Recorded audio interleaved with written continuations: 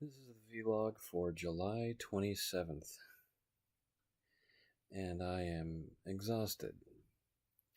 Today was the first day of Feathermeet 2018, and I got up at my usual 6 o'clock in the morning, which is a good thing because it gave me barely enough time to do some stuff this morning, like shower and have a meal,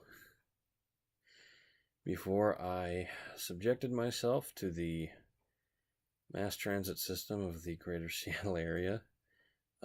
And actually, the bus into Seattle was fantastic. It was empty, which is something that I don't think I've ever seen the 545 be empty getting into Seattle. So we went down, or I got off at 5th and Pine and walked a few blocks down to the Pike Place Market. Before I did this, I smothered myself in sunscreen, which has seemed to do a pretty good job. I don't appear to be burnt. I might be a little pink on my face, where I didn't actually put sunscreen on it because I wear a hat all the time when I'm outside, and it usually just works fine. The first time I've really looked at myself in a mirror today. We walked around Pike Place Market, went to a bunch of different places. There's a wonderful comic book shop that we usually spend quite a bit of time in. I actually picked up a omnibus of Battle Angel Alita, which is an old manga Japanese comic that is being made into a full-length feature film by James Cameron, which is something he's actually had in the works for about 15 or 20 years now. He was going to release it, but then decided to do Avatar first. And now that it seems that an Avatar trilogy is not going to happen, Cameron's gone ahead with the Battle Angel film he wanted to make. And I couldn't be more delighted. Battle Angel really is something special.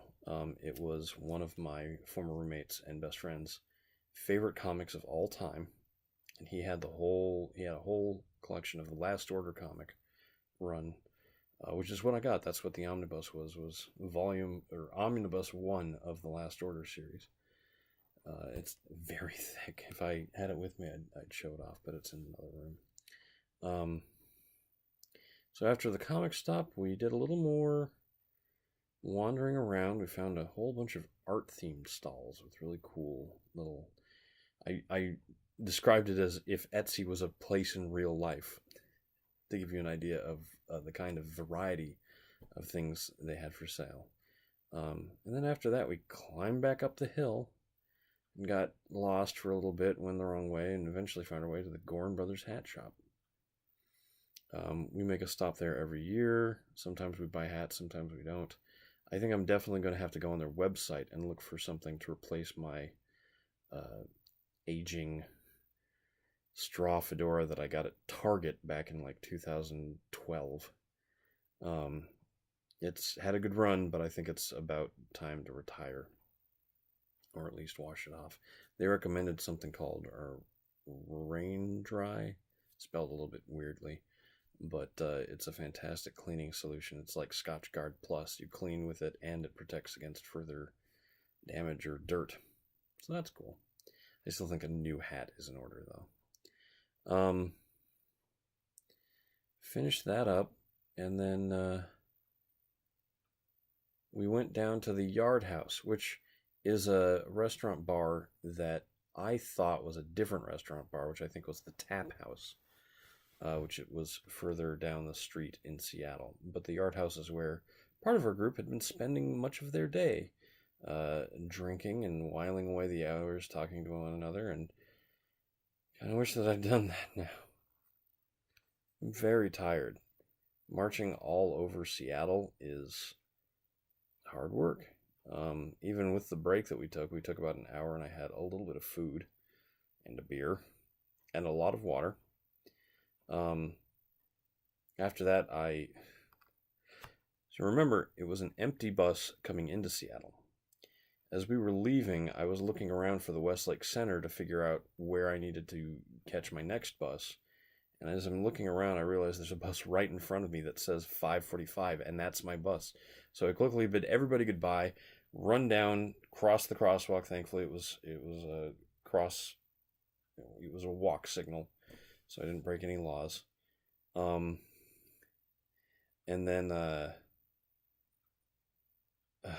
it was standing room only for most of the trip, but I eventually got a seat pretty close to the end.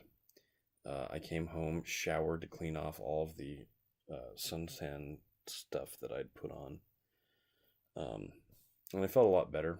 And then at 6:30, I went up to Everett to hang out at AFK, which is where I've been all evening. That's why I'm so late getting this done now. I was thinking about doing a vlog at AFK, or at the very least having somebody record me doing what ended up being Africa by Toto for karaoke. I was going to do Everybody Rules the World. Get this. The guy shows up late, and I'm the sixth person to request a song. So I ask for Everybody Wants to Rule the World. He's like, sorry, the fourth guy in line already requested it. I got song sniped by a guy that got there 30 seconds before me. So, in the theme of picking songs on Ninja Sex Party cover albums, I did Africa. And it went well. I actually got most of it. I had to dip low for the refrain, which sounded a little bit weird. Gonna take some time to do the things we never had. My voice is still cracking a little bit. I had a bit to drink, but right now what you're seeing is pure fatigue. I am going to go crawl in bed as soon as this is done uploading, and I'm going to take some time to do the things I need to do tonight. And it's 6 minutes and 45 seconds, so I'm hitting my quota. I want to make sure this upload goes quickly, so I'm just going to say, I'm Eric Spornitz, and tomorrow will be better.